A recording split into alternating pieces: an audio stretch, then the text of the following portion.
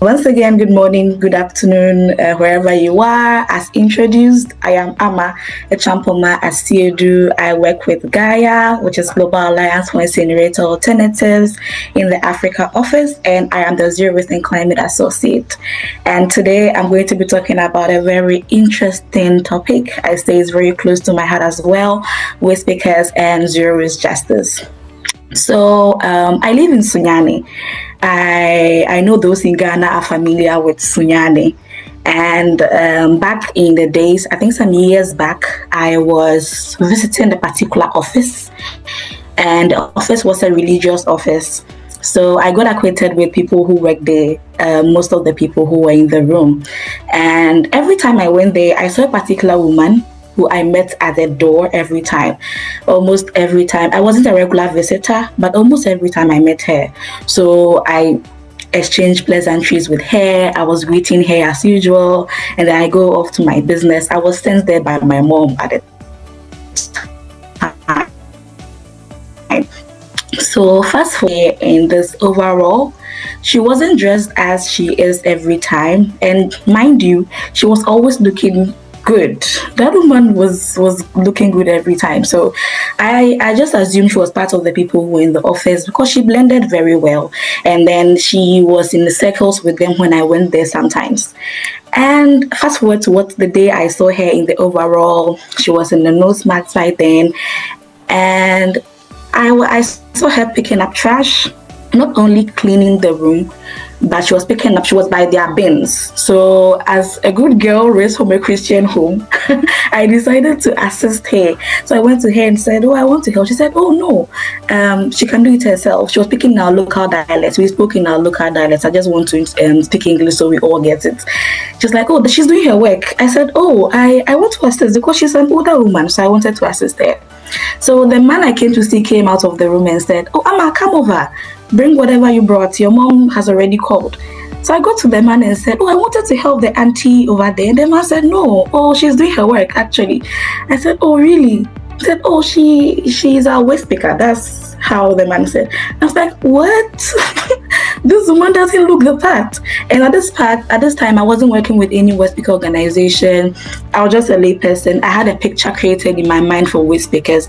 I always thought a waste picker is somebody who is dirty, who is picking up trash around the roadside. So I was shocked at how the organization was treating this woman. And fast forward into my present day, I think the woman had the opportunity to link with the people in the office because she was given the platform to do that. She mingled with them. She spoke to them. She was a normal staff. And this was the story that organization was telling the people in the area. So that's the story they told me, that waste picker is not supposed to look the way I was thinking.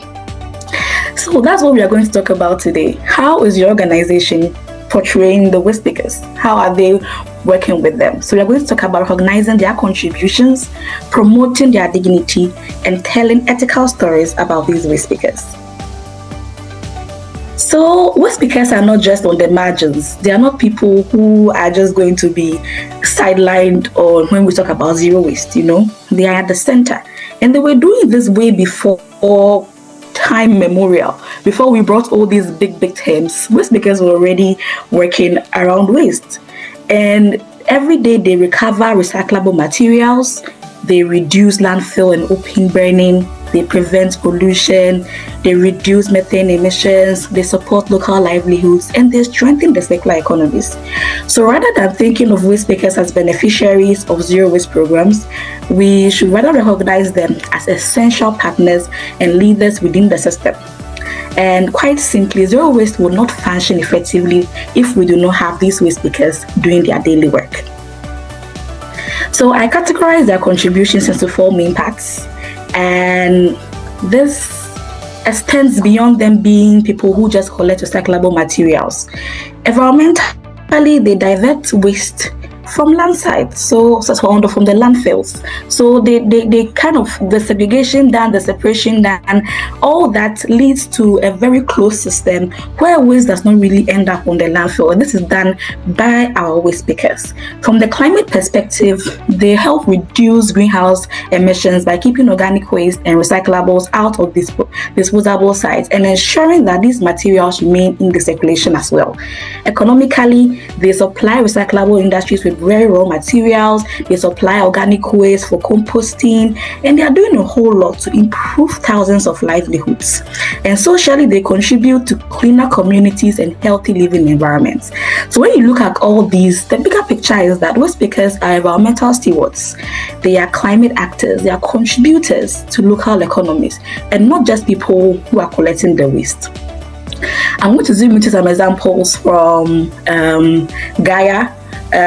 Because we work with so many organizations across Africa, I'll be talking about Ghana, Nigeria, and Uganda, but we do have works also in Egypt, in Kenya as well. So I know most of us here are familiar with the work of Gaia. But then in Ghana, I know if you're familiar with the Green Africa Youth Organization, they have an ongoing process with waste pickers where they are forming Ghana's first national waste picker union.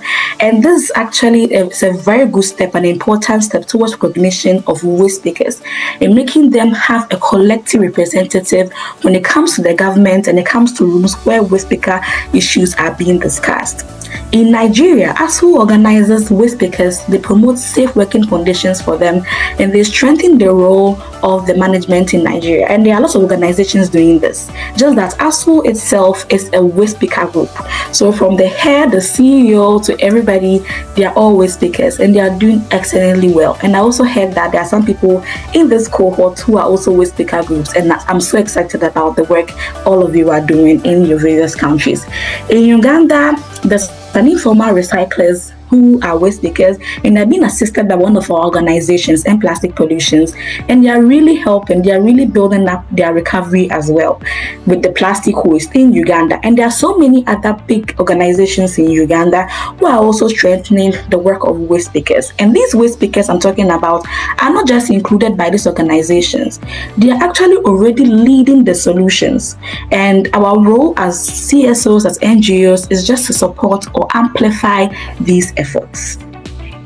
So I'm moving straight into the zero waste justice. Environmental justice and social justice feed into zero waste. So the system cannot be sustained if it excludes the people who are already doing the work. You cannot just come into the room and say, I want to work on waste management, and forget about the person doing it decades ago, thinking that it will run. No, that is not possible. So you have to recognize them. You have to give them, you have to know that they are there. They are the one actually doing the work. You just came to meet them, integrate them, and make them part of the work. Give them fair livelihoods. Most of the time, because we look at them as people who are not really in good shape, or we kind of give them some kind of notion around them, we don't even give them a fair livelihood.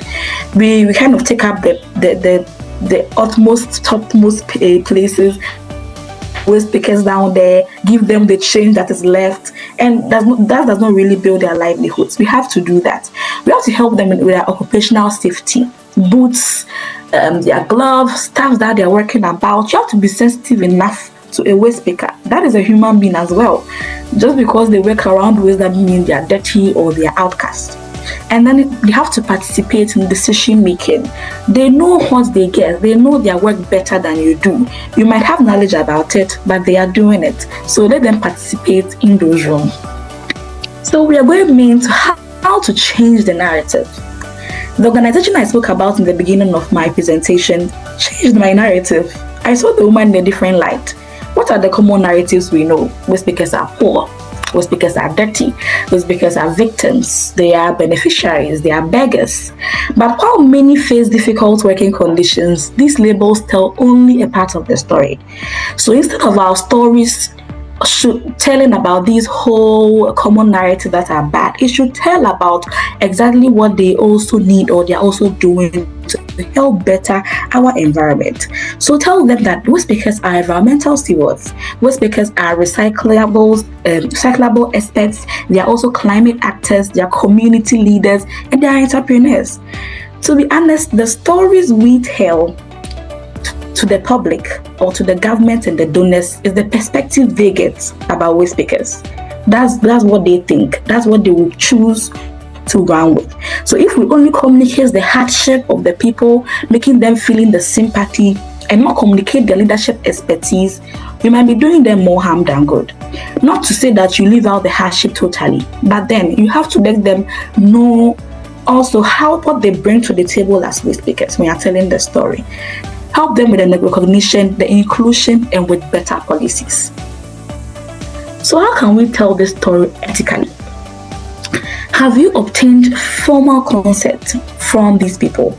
So usually we don't obtain the consent. Some people just pick up their cameras and then they go there and then they kind of paint the picture, pick up what they see and then say, no, you have to go to them and say, I want to do this. I want to work with you with speakers. I'm already working with speakers here. So you go to them, explain to them how the story will be used. Tell them this story I am telling is going to this organization or is going to this. It's going to portray you this way. And let them know exactly what you are doing, because sometimes waste speakers think we exploit them. They think we use them to get to a feat.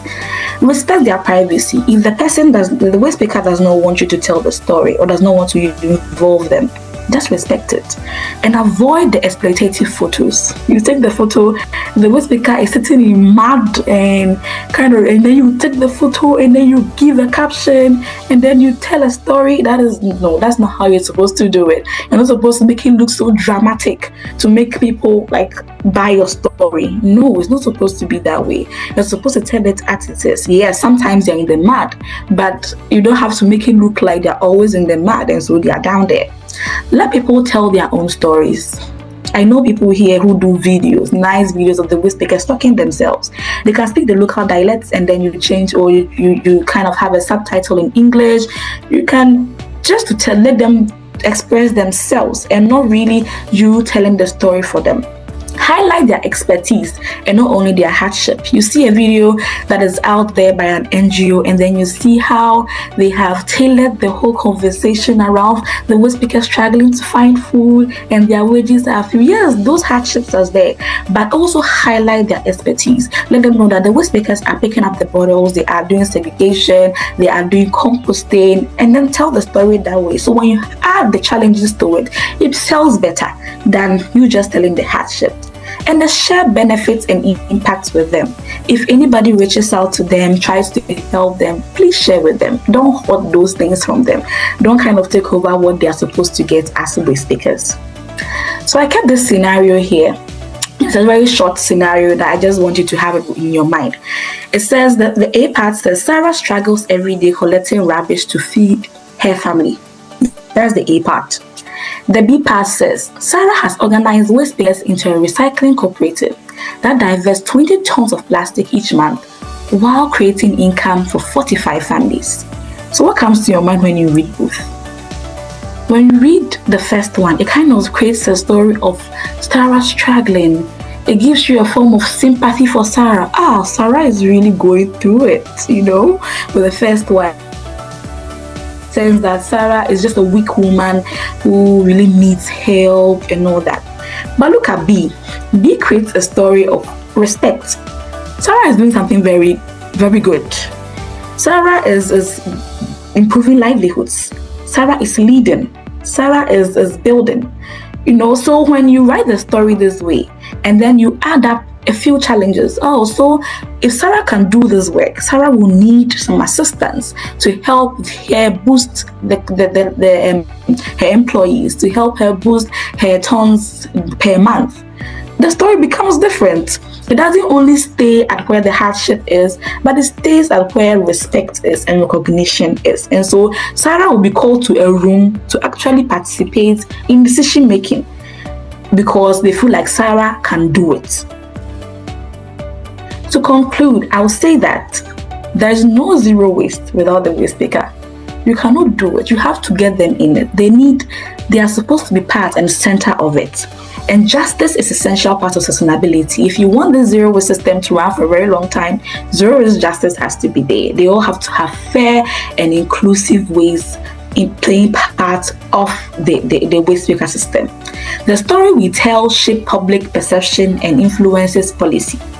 And ethical storytelling builds dignity and recognition around the waste speakers. And finally, respect is just as important as visibility. If you're creating visibility, bring out the respect in it. I'll leave with this quote: don't tell stories about the waste speakers, tell stories with the waste speakers. Thank you so much. I hand over to you, Baggy Ayra.